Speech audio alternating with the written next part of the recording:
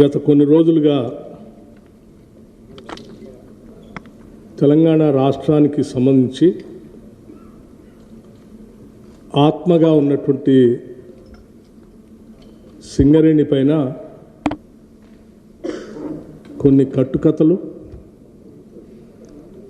కొన్ని రాతలు, కొన్ని లేఖలు, కొన్ని రివ్యూస్, అంతిమంగా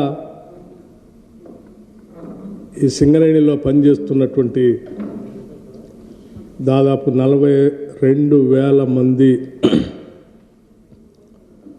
పర్మనెంట్ ఉద్యోగస్తుల్ని, ఇంకో 30,000 మందికి సంబంధించినటువంటి అవుట్సోర్సింగ్తో పనిచేస్తున్నటువంటి ఉద్యోగస్తులు మానసిక స్థైర్యాన్ని, మొరల్ని దెబ్బతీసేటట్టుగా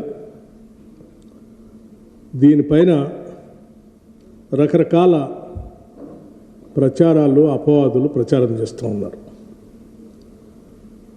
దీంట్లో ప్రధానంగా పెట్టుబడులు, కట్టుకథల విషపు రాతల రాధాకృష్ణ గారు లేపినటువంటి తెరతో ఈ కథనాలన్నీ మొదలైనవి. నేను మళ్ళొకసారి చెప్తా ఉన్నాను. పెట్టుబడులు, కట్టుకథలు, విషపు రాతల రాధాకృష్ణ గారి తొలి పలుకులనే పేరుతో మొదలైనటువంటి కథనాలన్నీ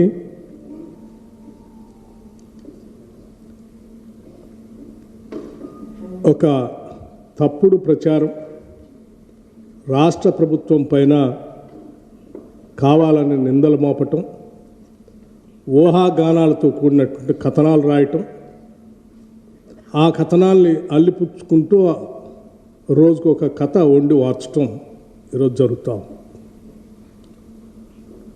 నిజంగా నాకు ఈ రాష్ట్ర ఉప ముఖ్యమంత్రిగా ఈ ప్రజల యొక్క సంక్షేమాన్ని, పాలనని, ముఖ్యంగా సింగరేణి సంబంధించిన ఆస్తుల్ని కాపాడాల్సినటువంటి వ్యక్తిగా వీటన్నిటిని చూస్తూ ఉంటే ఏ రాబందులు, ఏ గద్దలు, ఏ దోపిడీదారుల ప్రయోజనాల కోసమో ఈ కథనాలన్నీ వస్తున్నట్టుగా కనిపిస్తూ ఉన్నాయి. చిన్నప్పుడు నేను ఎక్కడో వినేవాడిని, ఏ నినాదం వెనక ఎవరి ప్రయోజనాలు దాగున్నాయో అని. ఏ నినాదం వెనక ఎవరి ప్రయోజనాలు దాగున్నాయో అని. ఈ తొలి పలుకుల రాతల వెనక ఎవరి ప్రయోజనాలు దాగున్నాయో నాకు తెలియదు, కానీ ఇటువంటి రాతలతో తెలంగాణ సంబంధించినటువంటి అతిపెద్ద ప్రభుత్వ రంగ సంస్థ పైన నిందలు మోపే క్రమంలో ఈ రాష్ట్రానికి, సింగరేణికి నష్టం చేస్తున్నారన్న సంగతి మర్చిపోతూ ఉన్నారు. సింగరేణికి సంబంధించి వారు రాసిన కథనాల్లో 2 అంశాలు లేవనెత్తారు. ఒకటి, వారికి తెలిసినటువంటి కొద్దిమంది వ్యక్తులకి దీన్ని కట్టబెట్టడం కోసం